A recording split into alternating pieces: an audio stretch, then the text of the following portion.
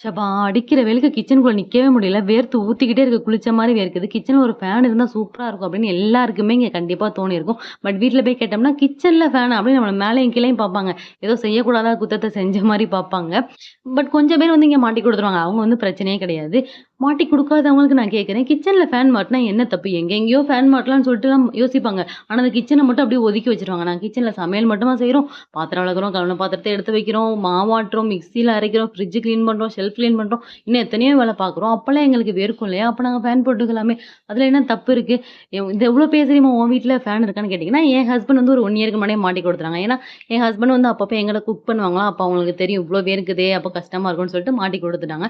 இனிமேல் weekly once ஆவது husbands எல்லாம் வீட்டு கிச்சனுக்குள்ள விட்டு வேல வாங்கணும்னு நெனைக்கிறேன். அப்பதான் நம்ம படுற கஷ்டம் அவங்களுக்கு தெரியும். நம்ம கேட்காமலே ஓடியே போய் ஃபேன் வாங்கிட்டு வந்து மாட்டுவாங்கன்னு நெனைக்கிறேன். எல்லா ரூம் மாரி கிச்சனும் ஒரு ரூம் தான். அவங்கள கொஞ்சம் கன்சிடர் பண்ணீங்கன்னா, நீங்க இன்னும் நல்ல நல்ல ஃபுட்லாம் சாப்பிடலாம். பாத்து